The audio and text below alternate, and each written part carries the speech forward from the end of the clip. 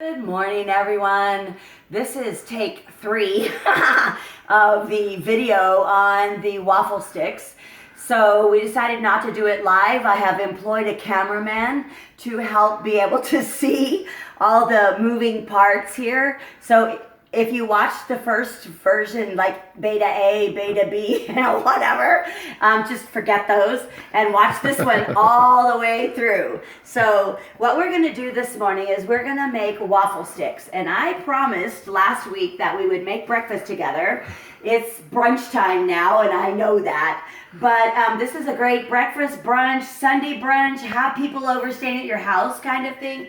It's a great recipe that you can use kind of all the time. You can have it for snacks for kids. This is also a great thing to do for kids since we're, on eternal summer break now.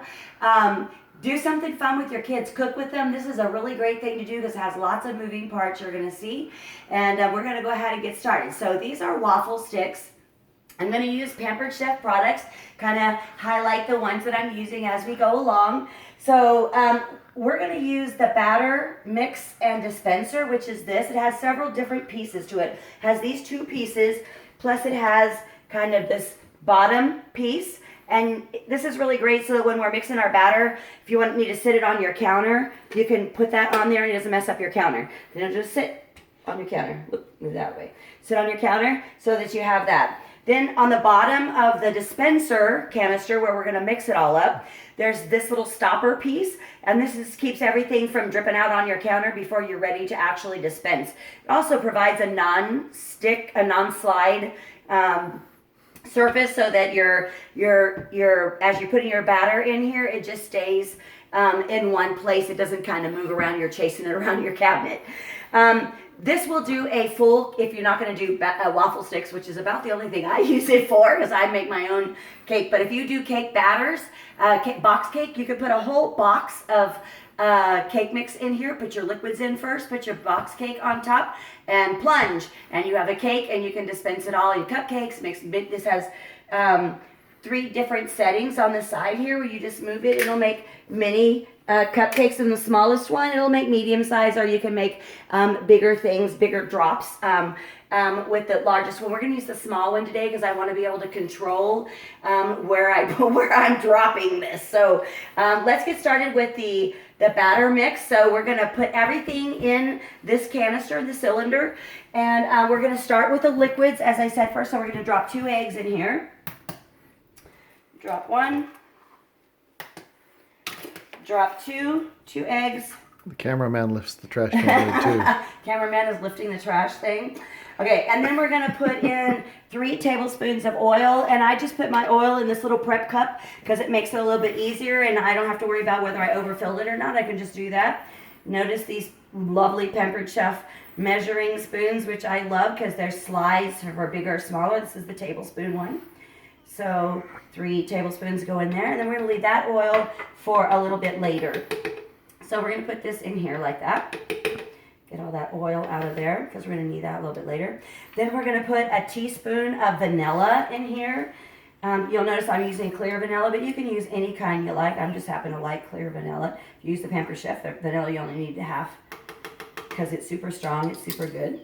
But you can use any kind of vanilla. Again, I use the little measuring spoons. And I love these measuring spoons because they slide up and down. They're not expensive, but you only need 1 spoon instead of 6 spoons on a ring that you can't ever find them all when you need them. These are all together. And then we're going to put a half a cup of milk. So I'm going to put it in the little mini measure here. And I'm going to put it on the liquid side. Remember, this has a liquid side and a dry side.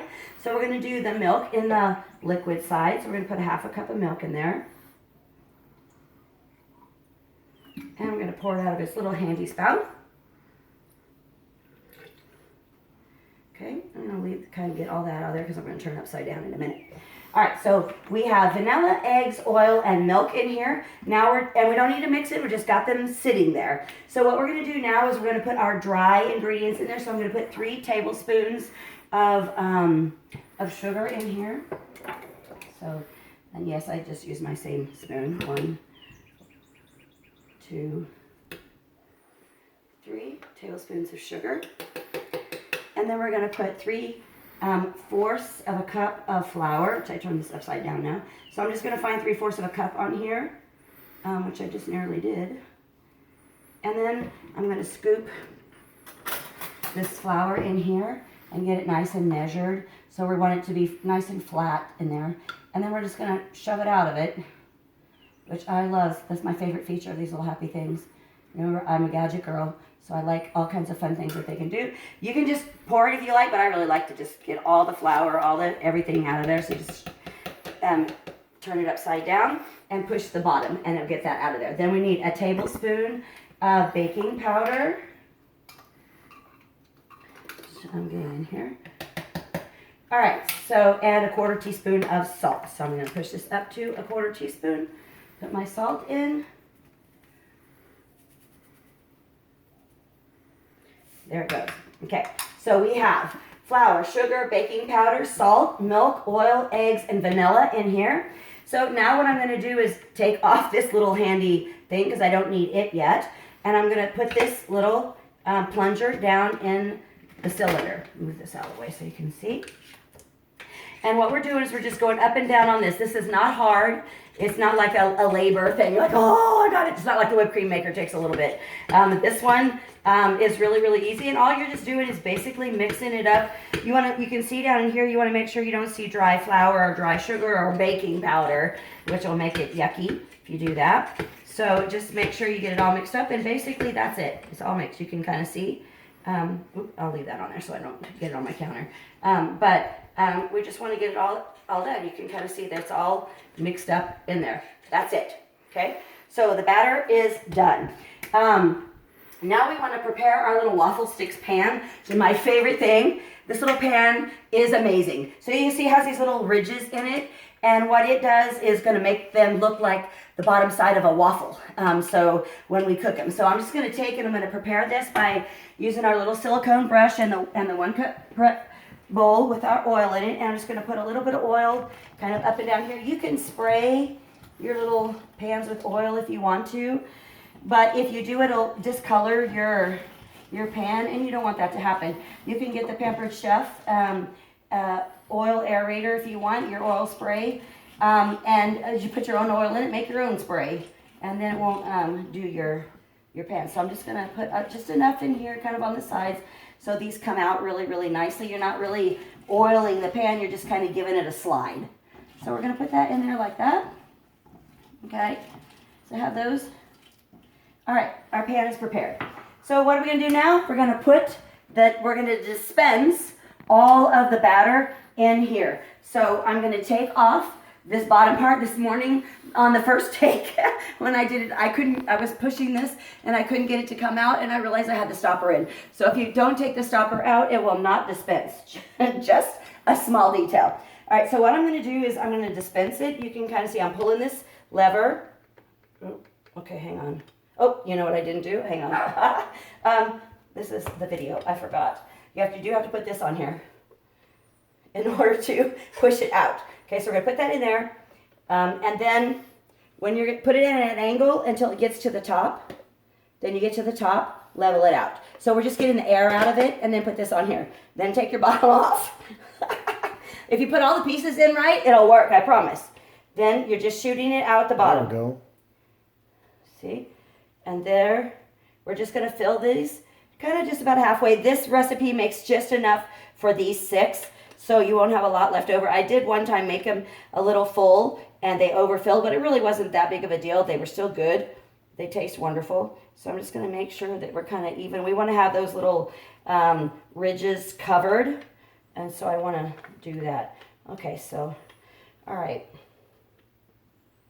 Okay.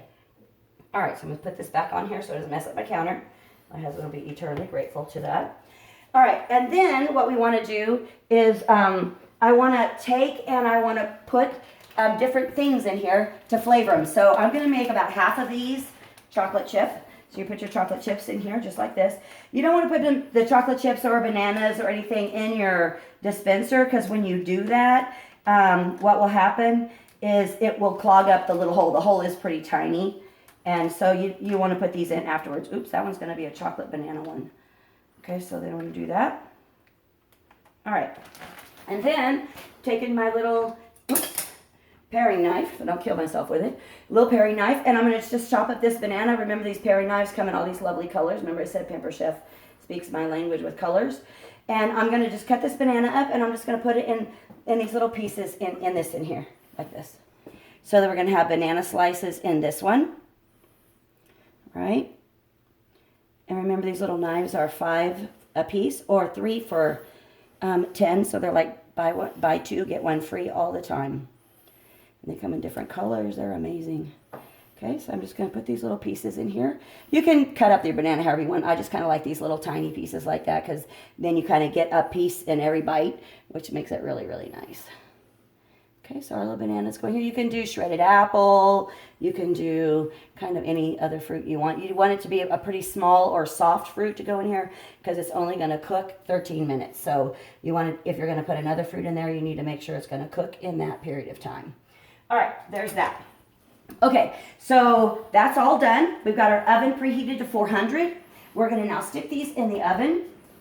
And the recipe says 11 to 13 minutes. I like to do 13. And the reason is because we want them to be a stick. So let me put this on here for 13.